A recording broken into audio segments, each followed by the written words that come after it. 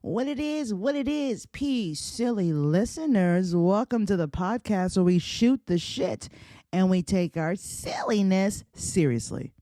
The Professionally Silly Podcast. It's me, your audible boo thing, Amber Smiles Jones. So, coming up in this podcast episode, it's going to be a good time. We're going to talk about one old white man and a pack of cigarettes that damn near started a block party, which technically that's exactly what happened.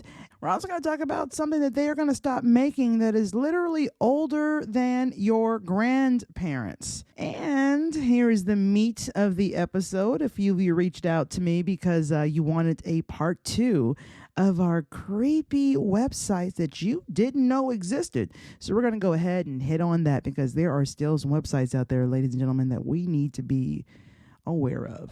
I guess if you're listening to this right now, it's already past Thanksgiving, but right now recording this, Thanksgiving hasn't happened yet, but it is this week. And my buddy is, her grandmother is actually the one who is catering our Thanksgiving dinner for our family.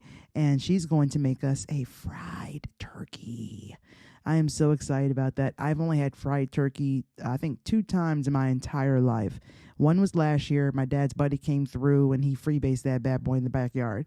It was pretty good. I ain't gonna hold you. I enjoyed it. But I am looking forward to this because someone's black grandmother made this and I just know it's gonna be fire. I just know it. Okay, we're gonna have some mac and cheese, some collard greens, some dressing. I call it dressing. Some of y'all call it stuffing. It is what you do. You know what I'm saying? But I'm excited. So the reason that we are having her grandmother do this, which was offered, by the way, and I paid her, by the way. She didn't just cook it for free. The place that we normally get our catering from for Thanksgiving is it's a soul food spot that I have been going to since I was a kid. I'm talking about, that was one of the first like chickens I ever had. Like I was sucking on bones before I had teeth at this location. You know what I mean? And they closed down recently. And it kind of sucks, man, because it's been a staple of, the community that I am from for quite some time. John's Fine Foods, you know what I mean, up in Forest Park, Georgia. And because they're no longer around, the last couple of years we've been trying to figure out what we're going to do. Last year, Wes did a lot of the cooking, and it kind of took a lot out of him, and I didn't want him to have to do that again. So this year, I got lucky, and I found out that my homegirl's grandma can throw down in the kitchen, and she has a catering company. And I ain't gonna hold you. After Mom died, the holidays really don't really feel the same, if that makes sense. You know what I'm saying? And I know it's not this. I know it's also probably the same for my father as well, because he spent like the last 40 plus years with my mother, on the holidays. And I am nothing like my mom. I mean, I'm a lot like her in a lot of ways, but when it comes to keeping a home, I'm not like her. When it comes to cooking, I'm not like her. When it comes to all the things that makes a home, I'm not like my mom. Like I do what I can and he does what he can, but it's not the same, and it never will be. So my dad has done so much for me over the years, even before she passed, obviously, because he's a wonderful father. And this is just something that I wanted to do, something that I could do. And, these Thanksgiving dinners are important. You want some delicious food. You would like, if you can, to have this stereotypical Thanksgiving, meal. It's not much, but damn it, I was able to go ahead and provide my family with a Thanksgiving dinner.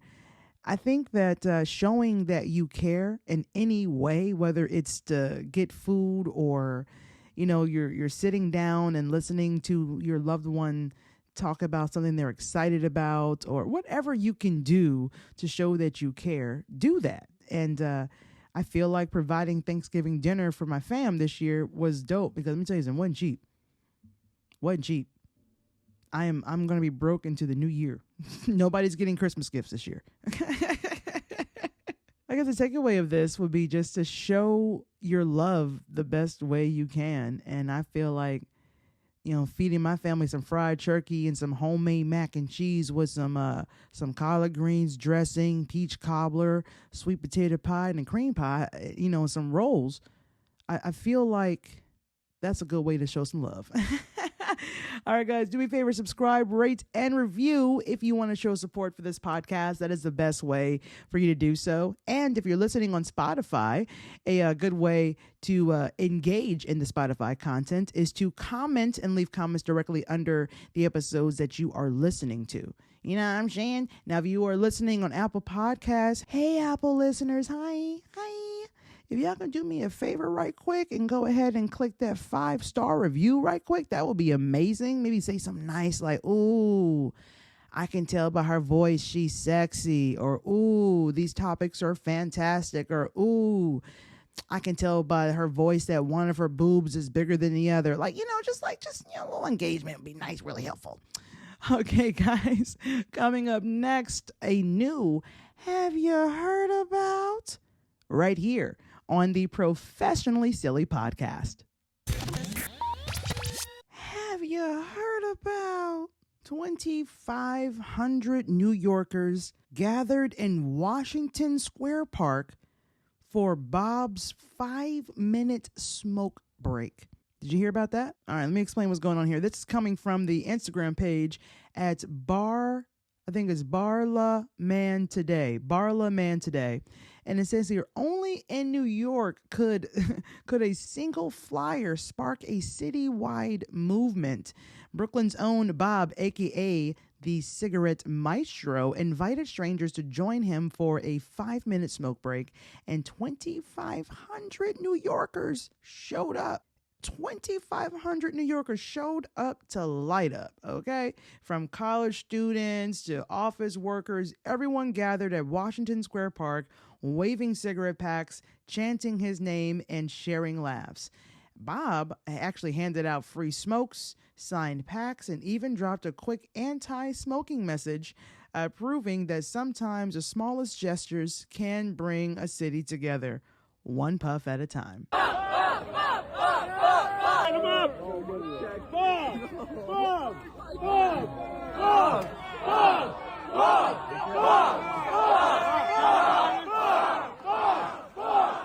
If you don't smoke, don't start. Right.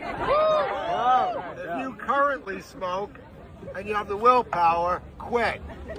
If you don't have the willpower, at least cut back a little bit. So, yeah, that's interesting. Literally had a block party. He was handing out flyers, and I saw the flyer, and it's kind of interesting that the flyer literally said from 2:00 p.m. to 2:05 p.m. So literally a 5-minute block party. I do like the fact that he was like a little anti-smoke. That's kind of cool because it is killing a lot of people. So I'm pro that. Yo, shout out to Bob for being probably one of the oldest people to throw a block party in New York. And not only that, a free one. Have you heard about? They ain't making the penny no more. You heard what I said. They are no longer making the U.S. penny. The USA has minted its final penny ever, ending 232 years of service for the coin. This is coming from at Pewbitty, the Instagram page. I always say it wrong, or maybe I'm saying it right. I have no idea. Anyways, it goes on to say here, the U.S. Mint just pressed its final penny, ending 232 years of making the 1-cent coin. Pennies will stay legal tender, but no new ones will be produced. Fam, I ain't gonna hold you. I probably have hundreds of pennies in this house right here. Because, I remember when I was a kid, those those water drums that you can get like at the office, those water coolers with the big old like blue see-through drum that holds the water. All right. So my mom, they used to have that at my dad's office back in the day. And she brought home one of those coolers, one of those empty water drums when it was done. And we started putting coins in there back when cash was like the main tender, before we can just scan our fucking phones on machines and shit.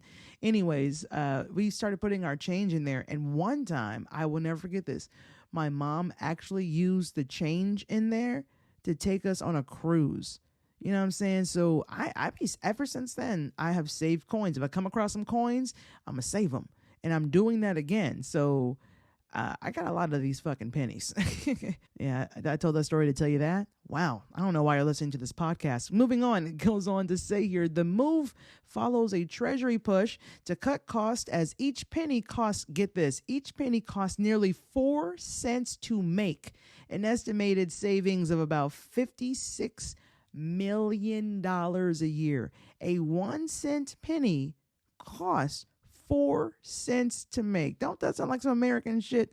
Anyways, billions of pennies will remain in circulation for years, and cash purchases may be rounded to the nearest 5 cents as stores adjust. Rest in peace, penny, I guess. 1793 to 2025. You had a good run. I can't believe I sat here and listened to her talk about how they're not going to make the penny again for 2 minutes. You guys are so loyal. Thanks.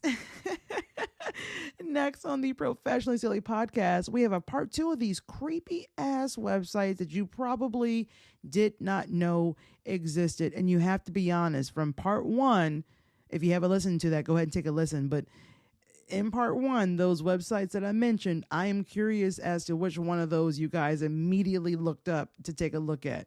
I know you little creepers probably went to Instacam. I know y'all did. I know. Oh, y'all horrible. And if you're new listening to this, you probably don't know what I'm talking about. Go listen to part 1. You'll get it. All right, let's go ahead and get into it. I mean, what can I really say about these websites that exist? Last week when we were talking about this, it definitely solidified a lot of fears I already had. And as I said in that episode, created some new ones. You feel me? And the same stands true for this episode in this part 2. Now, this first website, some of y'all little creepoids may have actually heard of this particular website, but it's called Silk Road. So Silk Road is an illegal dark web marketplace website where you could buy pretty much anything you wanted. I ain't gonna hold you, fam. It kind of sounds like Amazon Prime for criminals and overly curious teenagers. I don't know, but you could buy a lot of things like drugs, that seemed to be super popular at the time, weed, cocaine, whatever your pleasure, I guess, you know what I mean? Fake IDs, passports, hacked accounts. We're talking about like Netflix logins, banking information, all of that. I mean, if we're being honest with you, people's digital lives could literally be a buy one, get one for all we know. I don't know how they did this. You can also purchase stolen credit cards, hacking tools, malware. Apparently, you could even get hitman services, supposedly. Now, I hear on Silk Road, that was like 99% of those were scams. But here's the thing, that 1%, somebody was killing somebody. I just want to know, like, how many hitman could they have actually had in their employ? Like, do they have like shifts? Is that how that works? Hey, Fred, we got a new order in. Man. Listen, I know you're headed out to your daughter's quinceañera, so I'm gonna take this one, all right? Oh, man, really? Yeah, don't worry about it. Don't worry about me. I finally get to use my new katana sword. Yeah, I got it off TikTok shop. $3. Thanks, man. I really appreciate it. Hey. Not so fast, my guy. All right, I need you to cover for me next Sunday. I'm going to be in a wedding, and my guy will be really nice to wear a tux without getting any blood on it for once, you know? Yeah, sure. Of course, Big Tony. I'll do that. No problem. Hey, also, don't forget, after we kill those people next week, we're going to a potluck. Friendsgiving. Yeah, I ain't gonna hold you. I actually forgot what we were talking about just now. Oh, yeah. Silk Road. You can buy... had a whole skit. That was fun.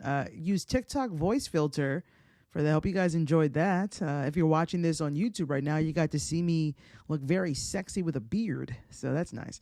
Anyways, on Silk Road, you could also buy weapons, guns, knives, probably actual katana swords too, if we're being honest. I don't know. Random illegal weirdness, meaning pretty much counterfeit money, lock picking kits, and who knows what else. There's all kinds of things that you can buy. So Silk Road was actually operated as a hidden service on the Tor network, Tor, the Onion router, which uses encryptions and all kinds of shit, right? I don't speak nerd. Lots of hard computer lingo and whatnot, I don't know. So basically, I looked this up. Basically, it's a hidden part of the internet that hides who you are and where you're browsing. In order to access it, you have to use a special Tor software to go to its Onion link. Okay, does that make sense? Probably not. Anyways, this is like dark web shit. All the transactions were conducted using Bitcoin, so everything was anonymous AF. All right, the whole website was like, welcome.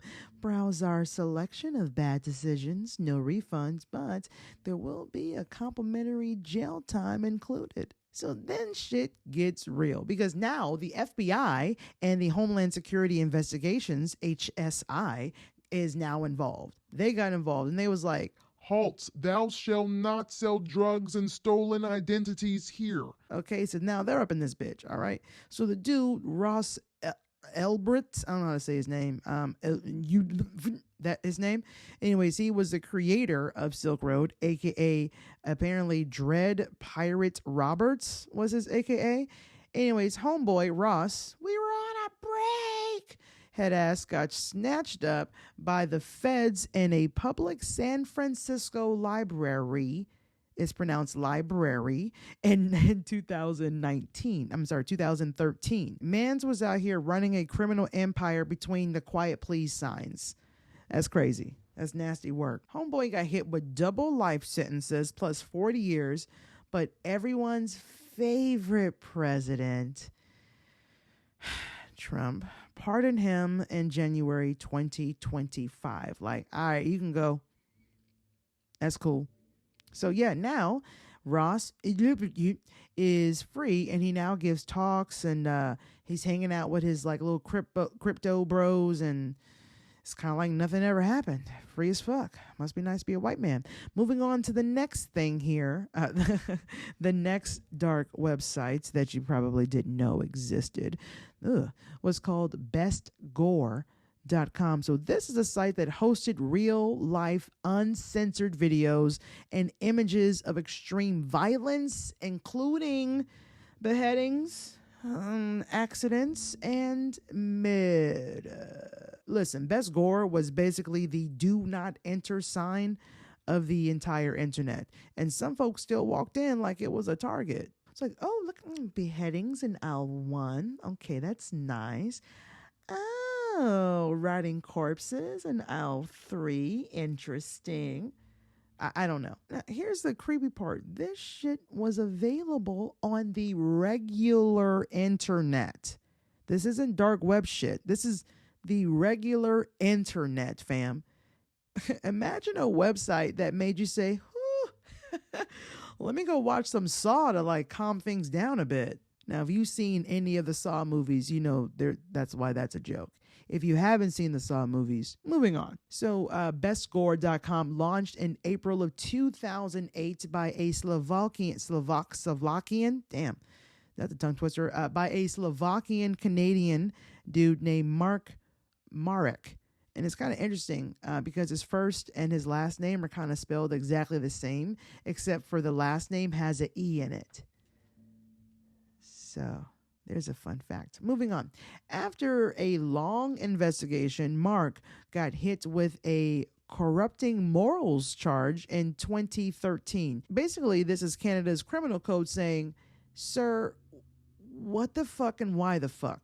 He pled guilty in 2016 and got a 6 months conditional sentence. All right, so the site did get shut down. Thank goodness. I mean, if it wasn't for the legal heat that it was getting and the internet finally realizing, yeah, we don't need access to this. If it wasn't for that, then it would probably still be up. Let's go into the next one. The Black Vault BERTS.com. So this one, for my conspiracy lovers, you are going to love this website. So it's a huge online stash of U.S. government documents. We're talking about millions of pages unlocked through tons of FOIA requests, Freedom of Information Act. Hello. Basically a public vault of declassified secrets, UFO files, and all the weird stuff that the government hoped that you would not read. That is what is on this website, all right? It's technically like the receipts of the entire U.S. government. I kind of want to read it. But here's the thing. It is run by one dude with unlimited patience and a little too much time on his fucking hands. All right, so picture this. One guy, John Greenwald Jr. is his name. He said, I wonder what the government is hiding. And then he spent decades of filing FOIA requests like they were coupons at a grocery store. And the government slowly handed him documents like, listen, fine, here, but don't ask us for shit else, okay? So here's what they got, all right? Here's the type of things that you will find on the blackvault.com. UFO and alien sightings. We're talking to classified sightings, weird memos. I thought I saw a flying triangle in the sky. Shit like that. All kinds of reports, including the entire Project Blue Book collection and thousands of CIA documents. Another thing you can find inside the blackvault.com is classified programs, documents on programs like the CIA's MK Ultra mind control experiments. Hello, conspiracy candy. Government secrets. Kind of like the light edition of that, like for instance the Cold War files, CIA experiments, military projects, all that. We didn't do that, but like here's the paperwork saying that we did. National security shit, files that are relating to chemical, biological, and nuclear weapons, top secret aircraft and intelligent operations. We're talking about a giant searchable archive, thousands of documents that the government tried to keep tucked away like an old pair of dirty underwear.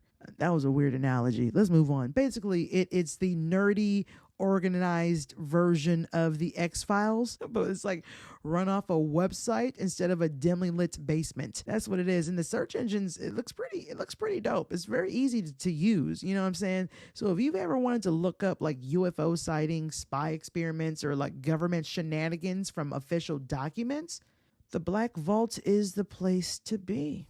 Welcome. Please enjoy your stay and try your best not to spiral into a full conspiracy by page 3. Exit Mundi or Mundi. I don't know how to fucking say it, but this website is full of weird, wild, and funny and sometimes science-based end of the world scenarios. That's fun. Exit Mundi, MUNDI, meaning exit the world or end of the world in Latin. All right, so each page was kind of like, all right, so here's how humanity might get wiped out. There is nothing that I love researching more than how we could all die together. Isn't this wonderful? Last week it was deathdate.com where you can just figure out when you or maybe a celebrity is going to die, but now we can all ride this death train together. They covered everything. We're talking killer asteroids, black holes, rogue planets, pandemics, AI takeovers, super volcanoes, what else? Nuclear war, and also to more fictional scenarios like zombie apocalypse or mass suicide. Even what if the sun just stopped? What if the sun was just like, nah, I don't want to work anymore? We're talking about all kinds of crazy scenarios. So this website was created in 2001. I was in high school when this shit came out, by Martin Kulemans. I'm saying that wrong. Anyways, it's Dutch. What do you want from me? He is a Dutch scientist, journalist, Dutch science journalist. Say that 5 times fast. Who initially launched it for fun. All right. So the tone of the website is like hella goofy, sarcastic, and like low key educational. Kind of like if Bill Nye, the science guy, had like 3 Red Bulls. Kind of like that. But it got really popular because people were like, yeah, wow, this is fucking terrifying. Also, kind of hilarious. So basically, Exit Mundi is the internet's doomsday comedy club, and it's like teaching you all the kinds of ways that the world could end while making you laugh, panic, and question all of your life choices at the same fucking time. I don't want to visit this site, but I kind of do. All right, if it was like a podcast, maybe, but I'm not reading how we're all going to die. You're going to have to tell me in a very exciting, creative way.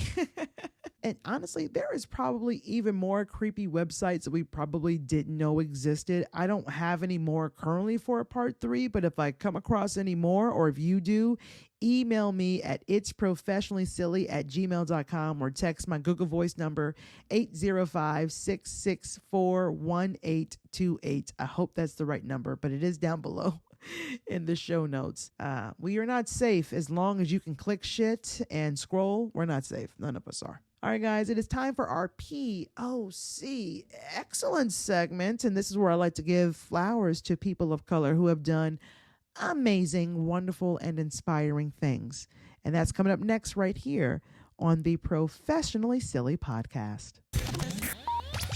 All right, so this week's POC excellent segment, we're going to be getting our information from the Instagram page at Images You Won't See on TV.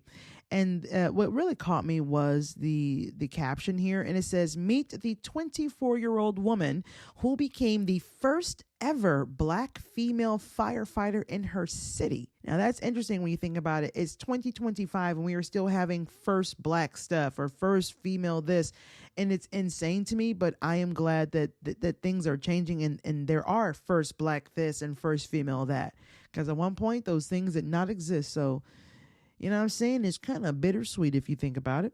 So it says here, Deja Woods, a 24-year-old from DeLand, Florida, I think is how you say it, made history as the city's first Black woman firefighter since its founding in 1876. She's fulfilled her lifelong dream when she joined the department after years of determination and hard work.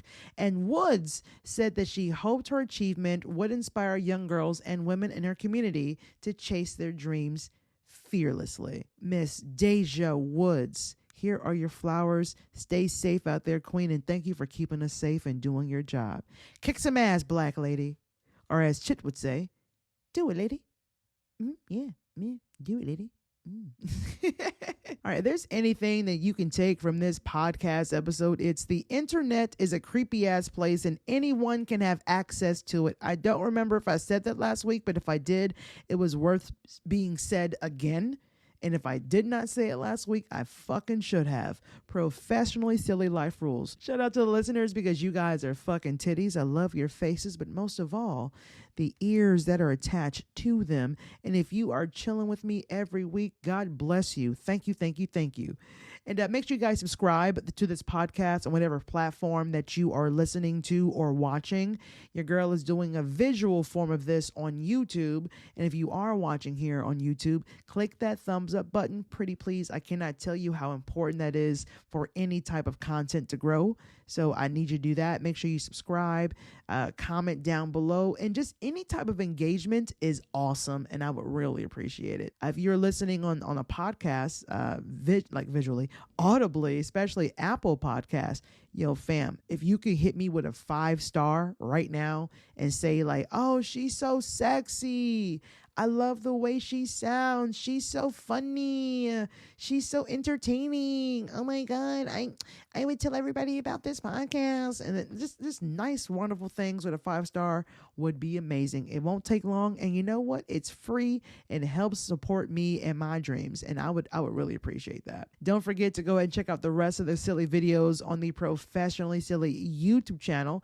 Do a lot of gameplay over there, some skits, some challenges, all kinds of fun things, so you don't want to miss that. And if this is your first time listening, I hope you decide to come on back. I hope I didn't scare you off with all those creepy ass topics that we just talked about. In my past episodes are, well, they're not any better. They're not any better. And you can binge all the silly that you would like that you haven't heard yet, and share this podcast with a friend. figure out a drinking game to play with it. I'm sure you can figure it out. Don't forget to check out the podcast Instagram at It's Pro Silly. I post a lot of videos pertaining to the podcast episodes. You don't want to miss those. And the Professionally Silly podcast group on Facebook.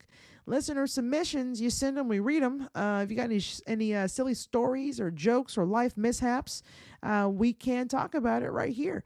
Email me once again at itsprofessionallysilly@gmail.com, or you can text or leave a voicemail on my Google Voice number 805-664-1828. And if you would like to be anonymous, make sure you let me know. Otherwise, we might be hearing that voice. Check out my show notes for more bonus information like my social media. I've got 2 YouTube channels, obviously a podcast. You got my TikTok, my Instagram. All that is on my link tree. And you don't want to miss following my silly shenanigans on those other platforms. My P.O. Box, if you want to send me anything, is down below as well in the show notes.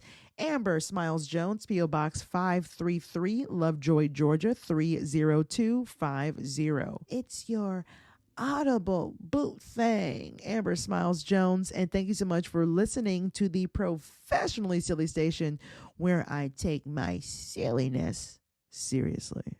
And I'll leave you with this. Watching a graduation ceremony is like sitting through a movie, and it's like nothing but end credits. Also, congratulations if you graduated. That's a good thing. Until next time you decide to tune in, silly listeners, watch where you step, because there are pieces of shit everywhere, and they love to spread their ignorance. Okay, bye.